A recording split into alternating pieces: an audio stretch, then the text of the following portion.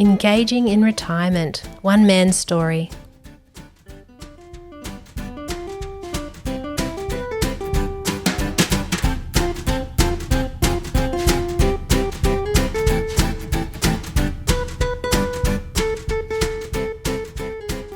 Hello everyone, well, here we are on Signposts for Living with Dr. Kirsten Hunter, and we have a very dear friend here today. Hello. Hello Kirsten, how are you? I'm good. We have got Gary here, Gary Watson. And Gary has come along because he's so kindly going to share a few personal stories on retirement, which you just discovered. I just let you know as we walked in, didn't I? It's very kind of you. You're very good at the impromptu. I love it. Oh, it's good. It's good spending time with you, Kirsten. It'll be fun. So, okay, let's get into a bit of background. Is that okay? Certainly. Okay, so I have a lot of clients who come in and they talk about retirement. Now, retirement is one of those stages in life which is very much about adjustment, and it's about really redefining your day-to-day life. Sometimes it's redefining your identity, and it's often a lot to do with transitioning in our community. And, you know, some people are so full with their personal lives that it's like, oh, good, finally I can get in my personal life more, work's not getting in the way. Other people, they've really been so immersed in work that they're left floundering. And, you know, if people are really switched on as to some of the key points to retire with a very robust approach, then, you know, it can facilitate that. It can really give them a positive process. And I don't know, I think retirement sounds great. Would you vouch for it? Oh, well, you sort of slip into it before you know it. I think it just depends on, you know, I guess not so much what you do in life, but how long you do it for, and then to know that there's a change coming. Yeah. Like for me, I guess quickly or historically, my background is primarily military, as you know. And it was certainly the major part of my life was given to the military, 42 years. So 42 years. Fairly significant. There you go. How old were you when you retired? I would have been 59. Right. Yeah. So I've been retired about 2 to 3 years. Yeah. But the funny story that I've said before is I was an unloved child. My mum kicked me out of home when I was 15.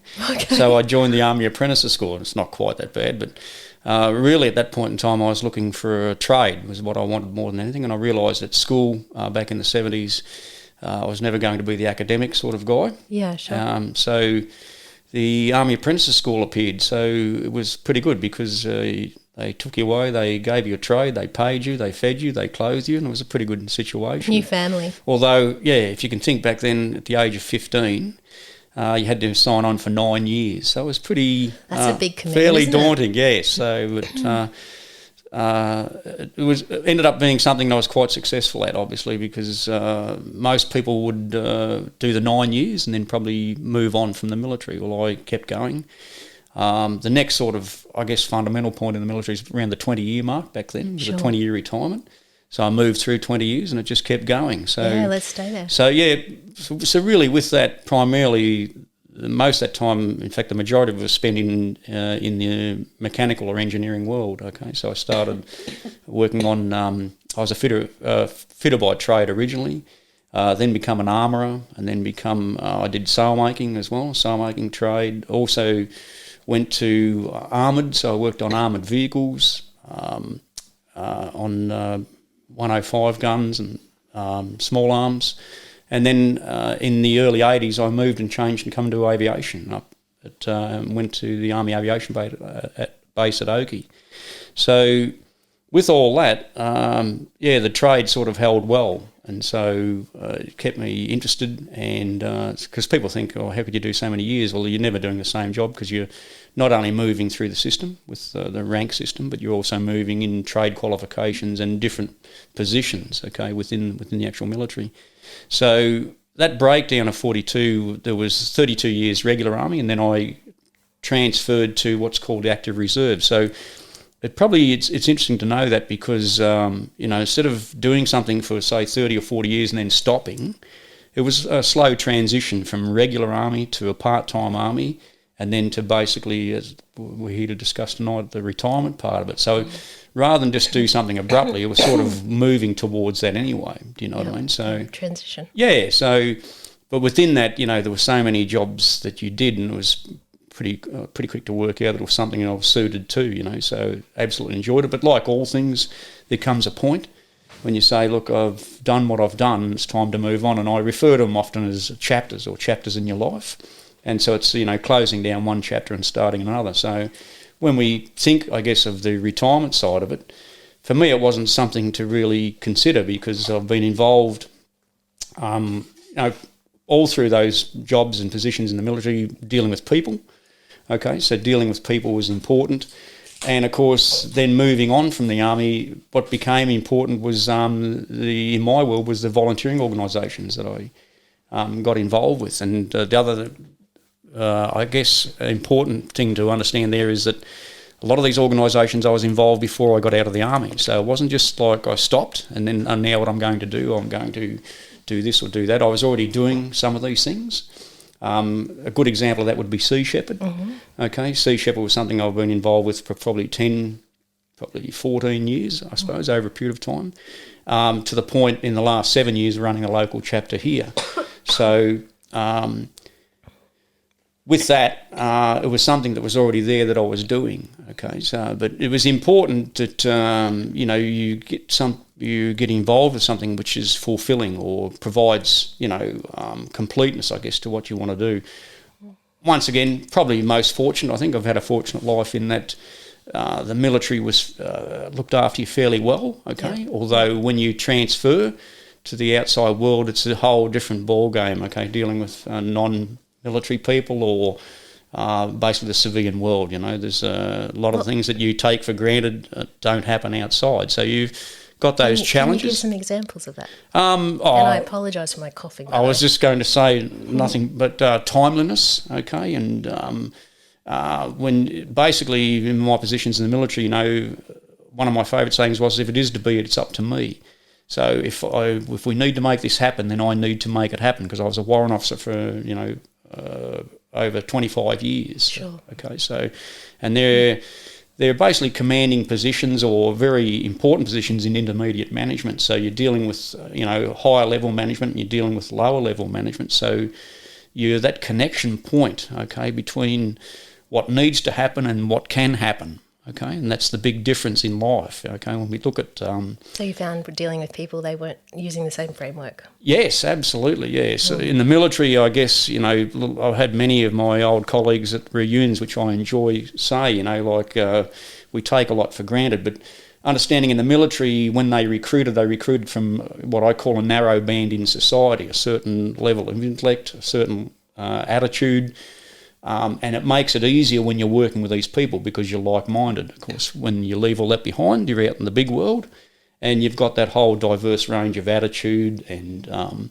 skills, and I guess probably one of the things we'll get to talk about is self-belief. You know, I see a lot in the outside world. I see some amazing people and I see a lot of potential in people that often people can't see in themselves. So I sort of refer to that as, I call it shining the light. Yeah, and I enjoy doing it. I was very good at it in the military, in promoting and endorsing and engaging fellow soldiers, both subordinates and superiors, and, you know, providing that sort of connection to what I'd call self-belief, okay, where you can see that these people have the potential, but they cannot see it. So when I say shining the light, it's like shining a light on you or shining a light around you, or even shining a light in front of you. Yeah. So you can see all of a sudden something that you couldn't see before. So you're taking a lot of the skills from your work and you're bringing it into the community. Yes, yes. Which is great. Can you, so you'd been in Sea Shepherd for quite a long time, and did you find that on retirement that was quite significant for you to keep being involved? Yes, one of the important things is I've come to know about this amazing thing called humanities. We're very gregarious, okay? We like to hang in groups or tribes and things of that nature. And, of course, the military was very much that, was a huge family. Sea Shepherd became another family. Sure. And the importance of that is to not only be with like-minded people, because there is, you know, often you think you're alone and you think... you feel that, you know, no one else really understands what's going on, particularly as ex-military. You carry a lot of baggage from the military, okay, both good and some things are quite challenging outside. But to have that connection with that continue that family connection, that family orientation, I found that the skills that I developed through the military as a warrant officer, I could then bring to the outside world, okay? More so probably with attitude and knowledge, skills, but also a desire to engage and see people succeed, okay? It's sort of I guess you'd say it's almost like an altruistic type sort of view where I value other people often more than I value myself. That said, I'm fully aware when I need to withdraw and take my time to recharge my batteries and what, as I say, retreat or withdraw from humanity for short periods of time. Okay. Well, we spoke about that earlier, that you have a property that you really enjoy. Yes, absolutely. You need that time for yourself. Yes. As well to Yes. recharge. The big thing, I guess, as I was saying before, is that I guess for me, what I've now known, because I was so busy in the military with the jobs that I had, I was in engineering for many, many years. I was in investigating officer. I was a discipline officer, and all those sorts of things that go with being a warrant officer in the military. But now I find that I've got time to think more about other things which are more significant to me than even the military was. Like, I've absolutely enjoyed what I did, and I'm proud of what I've done, and we have reunions every year, and that fulfills my need as far as that goes. But as I've said to many, I've been fortunate. I've been able to move on, and what basically I say is commence another chapter within my life. So no, that's fine. So struggling here. So with that, this connection with people to bring some of those skills that you've got, and people finally realise that they can do these things. These things are possible. Sea Shepherd's a good example. What I was probably moving towards there was it made me realise my connection more in the animal world or with the planet, okay, which becomes far more significant than anything we can sort of talk about, whether it be, anything of a human orientation. This is, basically we're talking about sustainability on this sphere that we share on the planet. Absolutely. Yep. So the animal world has become very, very important. It was something I probably always had as a child, but in the military never had a lot of options or available time to explore that even further. Sea Shepherd brought that out, okay, and so have many other things. And of course I've had now more time in retirement to spend with birds and animals and things that I have on my property, so I find that quite enjoyable. Just trying to think. Well, let's brainstorm other areas as well that you've right. dabbled with. You've gotten into some music, haven't you? Oh, yes, yeah. Once again, tribal. If you ever want to, I'll tell you one of the best examples of tribal is get a group of drummers together, just drumming, and had you ever drummed before? Not. Well, I was actually involved with the Range Highland Pipe Band. I was a drummer there There you go. I was the bass drummer there for a while. I did not know that. Yes, which was quite interesting. And also went on and did a little bit of tenor drumming then. But I was just thinking there, where it sort of really came to fruition for me was we become Woodfordians. We go to Woodford. We've been going to Woodford for about 10 or 12 years. Okay. So Woodford is a small community in Queensland, which has a lot of different music, alternate music. Yes, This is the Woodford Folk Festival. It's probably the biggest festival in the Southern Hemisphere, And I guess, once again, the great thing about Woodford is that it's a connection of people like you won't see anywhere else. It's almost like people talk of utopia. It's like this where people really are there for the right reason and really connect, And if we could do that in society, it would be just truly amazing, So Woodford is like you go and get your dose of Woodford every year, rejuvenate your batteries, and then you'd try and carry that through for the 12 months till you return to Woodford. But the reason I spoke of that was that's where I started getting into drumming with djembe drumming, and that's where I started to get into taiko drumming, the big Japanese drums. But all this drumming, was really about this tribal thing, this group of people, And of course, I play taiko drums here in town, and it's another tribal group, And it's very, how do you put it? It's great to connect for the right reasons.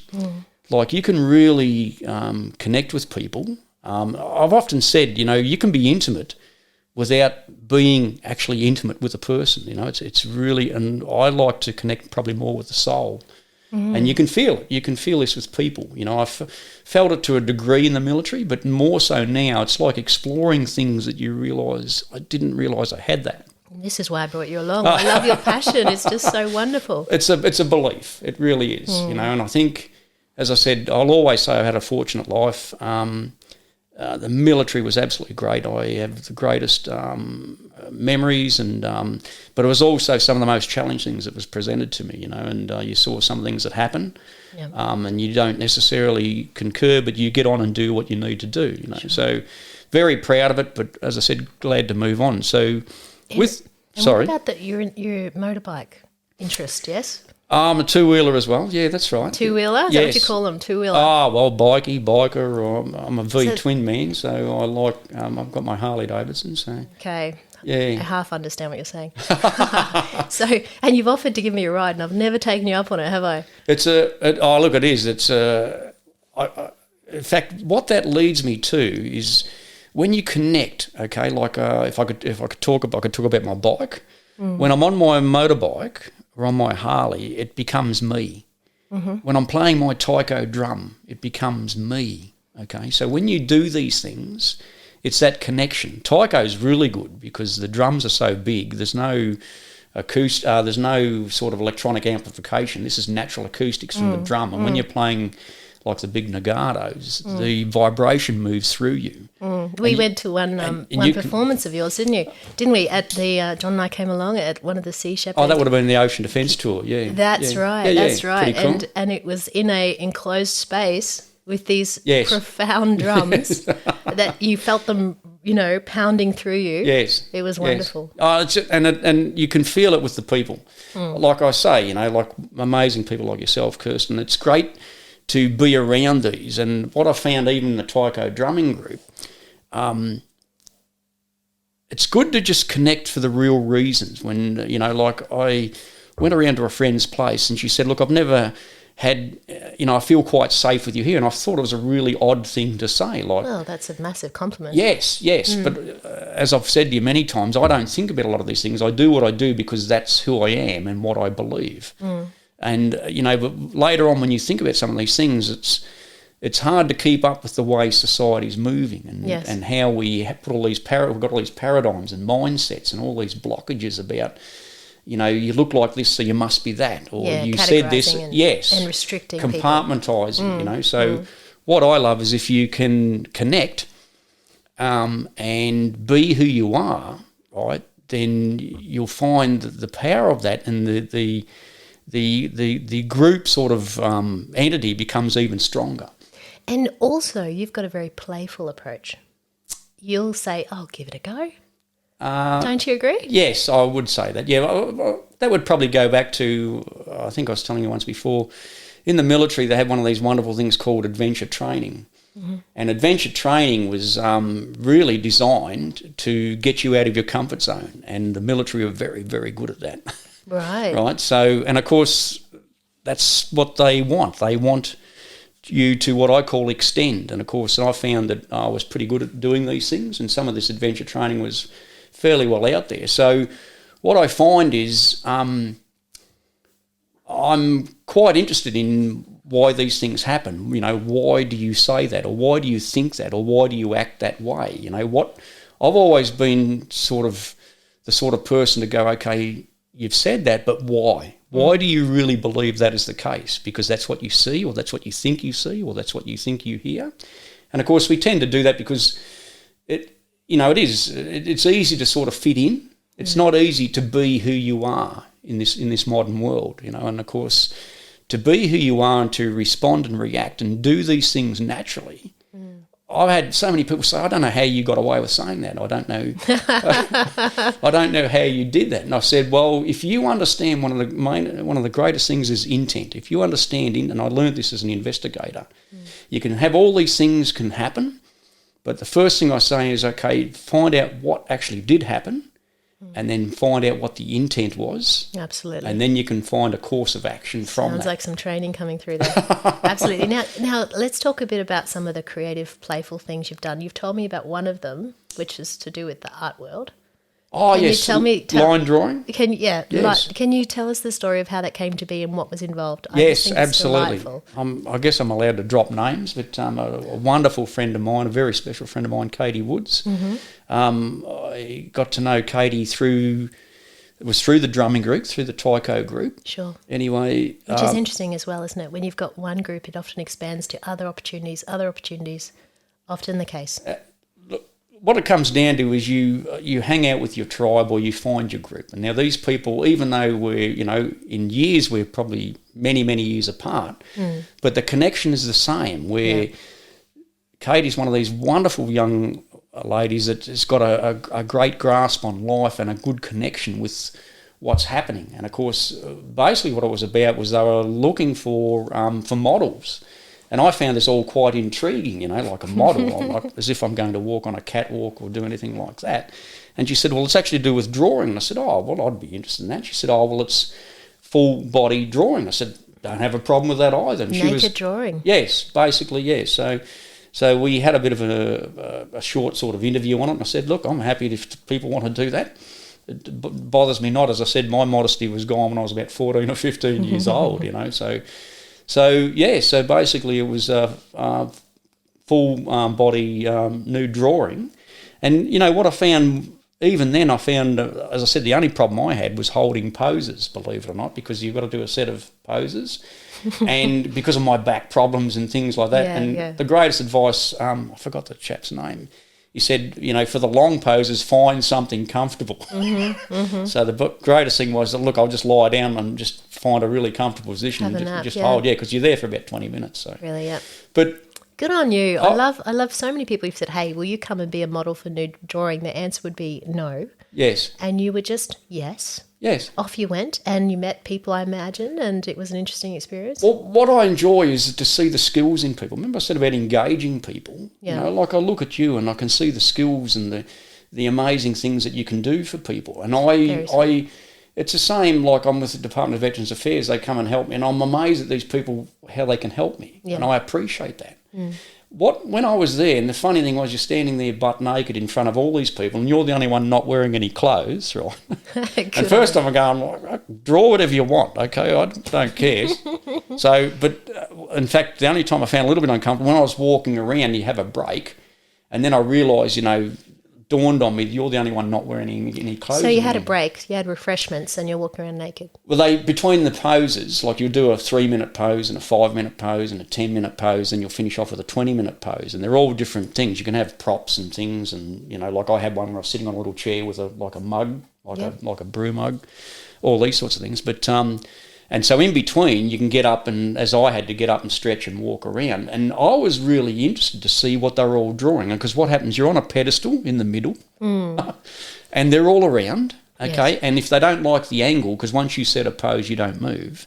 If they don't like the angle, they get up and they move around to get another angle of you, right? They want this side or that side or whatever. But I really have to say, what really... I become engaged with was the ability of these people to do these drawings. And there was chalk drawings, there was line drawings, there was some people doing mirror image drawings, so there was 2 images of me, one facing the other. And all this is done in the space of minutes. Yeah. Right? Like truly incredible. And one of the most humbling things was when I got up after the last pose and put my gown on, only because I was cold. There's a funny story about that too. When I wandered around, the guys were showing me, and they said, do you mind signing? I said, sign, and this is a picture of me. And because I was the model, I was and I was just absolutely taken by it. And I said, this is just incredible, absolutely incredible. And it just reminded me that, if you can get past those sort of those barriers that we put up, and you could tell, I felt I could tell that everything was there for the right reason, and everything was appropriate, and everything was go for it. And it was like, I've still got some of the drawings at home. It's not that I run around showing people, but I'm actually quite proud that people would do that. And of course, really what it's just all about lines and shape and That's form. The human body. It's celebrating the human body. It's wonderful. And of course, like some focused on my tattoos, some focused on my face, some focused on... And it was just really, really enjoyable. But quickly, I was just saying before about when I put the gown on because I was a bit cold. It was really, really funny story because you get paid a certain amount. And I remember telling, because the other situation is, as you probably know, I work part-time for a first aid company. Yes. Won't mention any names. And I remember going back to the boss and said, "You're not paying me enough. I can get paid twice this amount for sitting here butt naked while people draw me." And it was only Don't make me laugh. It hurts my throat. It was only a joke anyway. But anyway, so what the story was, because I was cold, they put in more money. Oh, really? They gave me more money. I thought, oh, this is a bit of a... That's hilarious. I could work this system. But look, absolutely enjoyable. And I just say that these things really are possible. And even to the point I said, look, I'm happy to come and pose with other models if you want, if you really want me to do that. And it's just really that, and I think maybe that's what Katie picked up on, as you've said, Kirsten, that when you say, will you do it? Yeah, I'll do it. Well, I asked you along today and you turned up and said, what are we doing? Now, we better go before I cough myself to silliness. But I have a lot of clients turn up. And all through their lives, right? They could be in their late 20s, 30s, 40s. This isn't necessarily about retirement, but it really is a major factor for whether they're set up for that transition or not. And they say to me, okay, I'm busy, I'm working, I'm a mum, I'm a dad, and that's it. You know, they say, I don't have any interests. I don't have time for myself. I don't know what I want to do. I don't know what I'm able to do. And obviously their life balance is way out of whack. They're not thriving by any stretch. They're not connecting with who they are. They're not growing. They don't have passions that, is a personal journey for them. And so we spend time on them really connecting with themselves. So any hot tips you have for people to start that conversation, because they look at me with fear. Their mind is blank. And it's kind of, I've been on this, on this Ferris wheel, I guess, of just, the sense of duty to all these roles, and I've lost myself. And they're really scared. And so any ideas you have, because obviously they have to find something that they would enjoy, that has purpose, passion, that they have some aptitude for, perhaps. Any ideas there? I think, like a lot of these things, because I've been involved with volunteer organisations for many, many years. As I said, probably in my situation, it was made a little bit more transitional insofar as some of these things I was already doing before I discharged from the military.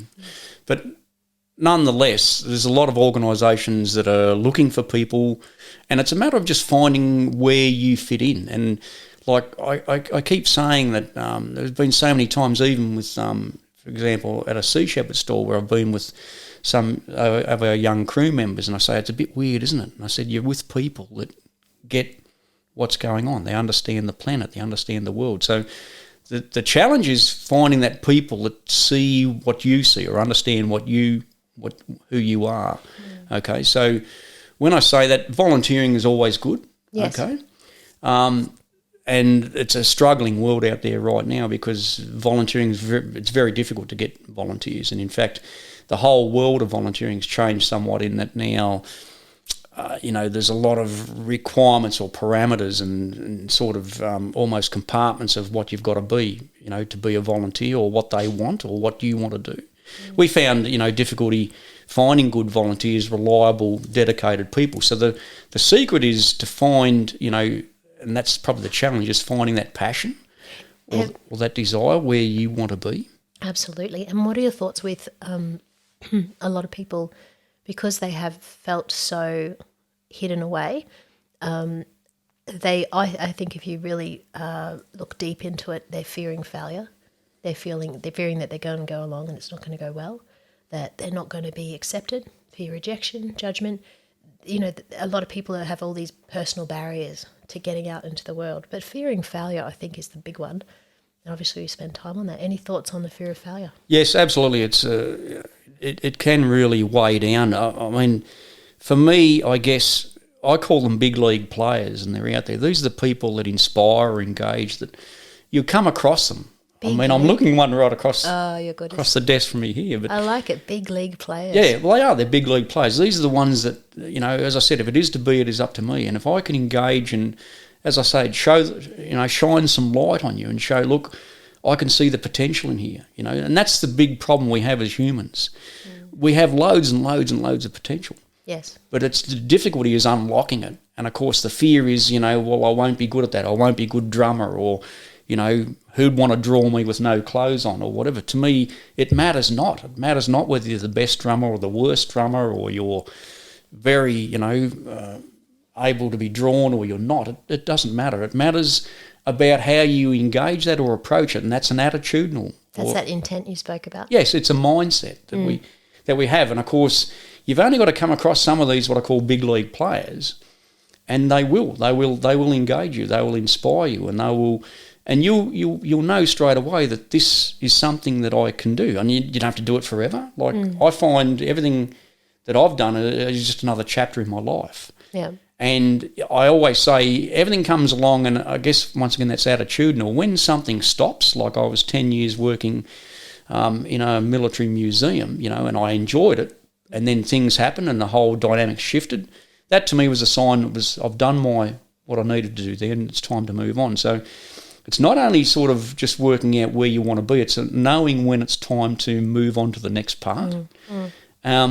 But, you can call them, I guess the modern term now is they call them life coaches or people that can be of support. But to me, it's maintaining that network of people. Right? Yep. And it might not be the same network. I've had so many people, you don't come to reunions. I said, that part of me's done. The military part is done. I'm finished. I enjoyed it. I loved it. And I'm happy to go back every so often. But I don't need to go down there every Friday night and talk about the good old days. And no, because you're redefining yourself all the time. New experiences. Yes. Extending yourself. Someone said, they used the word, it might have been yourself, I can't remember. They said, you're a progressive, which is quite a funny, I find it quite a funny word. I don't see myself as progressive at all. I just see that there's things there to be done. And, of course, the biggest thing is if you believe in yourself, and it's there. It just needs sometimes something to unlock it. And give yourself permission to just have a go. Have fun. Yes. You can be goofy. You don't have to master. No. You just need to get in, have some fun. Yes. Experiment. Have an experimental approach. Yes. Yeah. But just the way to engage, I think, and when people realise, as I said, you'll learn very quickly what the intent of people are. Whether it's good, bad, or indifferent, and we carry all this baggage as humans. But I just think, absolutely, get in there and have a go. Yeah. Find that. If you can, find that group of people, or even find that one person, and it could be anyone.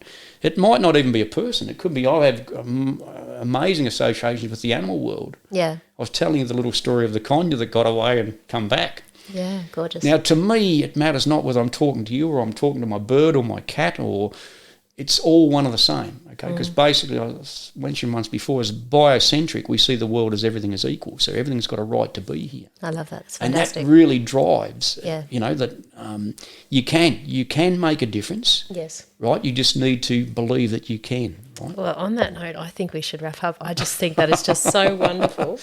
And I'm very sorry for my coughing sputter before, but I got through. No, you did well. Good job, hey. No, good on you, Kirsten. As I said, truly, people like yourself, amazing. Oh, Gary, thank you so much. Truly great connection. Oh, it's lovely. I'm so glad to have you along. It's so much fun. Oh, yeah, I really appreciate it. Thank you. My pleasure, absolutely. Okay, so this is how everyone can find me. So web page, KirstenHunterAuthor.com. Facebook, Kirsten Hunter Author. Instagram, Kirsten Hunter Author. Twitter, Kirsten Hunter AU. I don't know if that's AU for author or AU for Australia. YouTube channel, Psych in Your Car. And this is the podcast Signpost for Living with Dr. Kirsten Hunter. Thank you so much, Gary. Get around her. She's the go. Oh, you're great. See ya. Thanks, Kirsten. Bye. Bye-bye.